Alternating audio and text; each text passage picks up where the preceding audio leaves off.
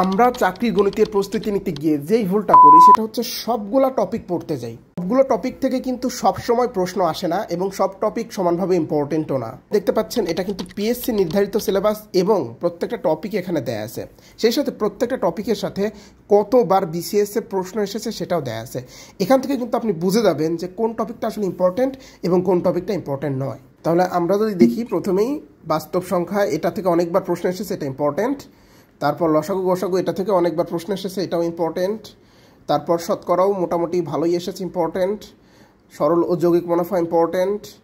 অনুপাত সমানুপাত ইম্পর্টেন্ট। লাভ ক্ষতি ইম্পর্টেন্ট। তবে গড় খুব একটা ইম্পর্টেন্ট নয়। আচ্ছা, ঐকিক নিয়ম খুব একটা ইম্পর্টেন্ট নয়। বীজগাণিতিক সূত্রাবলী থেকে অনেকবার প্রশ্ন এসেছে, এটা ইম্পর্টেন্ট। বহুপদী উৎপাদক ইম্পর্টেন্ট নয়। সরল ও দ্বিপদী সমীকরণ মোটামুটি ইম্পর্টেন্ট। সরল ও দ্বিপদী অসমতা অনেকবার এসেছে। সূচক ও লগারিদম অনেকবার এসেছে, এটা সবচেয়ে বেশি ইম্পর্টেন্ট। তারপর সমান্তর গুণোত্তর ধারা থেকে অনেক প্রশ্ন এসেছে, এটাও ইম্পর্টেন্ট। লসাগু গসাগু ইম্পর্টেন্ট। রেখা কোণ ইম্পর্টেন্ট। ত্রিভুজ সম্পর্কিত উপপাদ্যও ইম্পর্টেন্ট।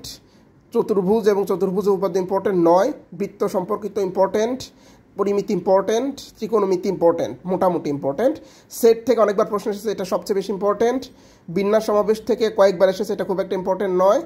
পরিসংখ্যান থেকে মোটামুটি এসেছে এবং সম্ভাব্যতা থেকে অনেকবার প্রশ্ন এসেছে, এটা ইম্পর্টেন্ট। আমি বিসিএস প্রশ্ন ব্যাংক এবং জব সলিউশন অ্যানালাইসিস করে এই বই থেকে এমন কিছু চ্যাপ্টার বের করেছি যেখান থেকে প্রত্যেক বছর বিসিএস এবং বিভিন্ন সরকারি চাকরি পরীক্ষায় প্রশ্ন এসে থাকে। এই যে দাগানো চ্যাপ্টারগুলো দেখুন এবং প্রত্যেকটা চ্যাপ্টারের সাথে বিগত বিসিএস এ কতগুলো প্রশ্ন এসেছে সেটাও লিখে রেখেছি। যেমন দেখেন, সূচক ও লগারিদম থেকে এখন পর্যন্ত 14টি প্রশ্ন এসেছে। আমি একটি গণিত ব্যাচ চালু করেছি যেই ব্যাচে শুধুমাত্র এই দাগানো চ্যাপ্টারগুলো পড়াবো, কারণ এই বইটা এমন একটা বই যেই বইটা কাভার করলে আপনার সরকারি চাকরির গণিতের দুর্বলতা অবশ্যই দূর হবে।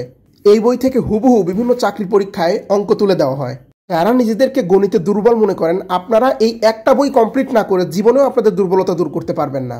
ভর্তি হতে দ্রুত ভিডিওতে দেওয়া হোয়াটসঅ্যাপ নাম্বারে নক দিন।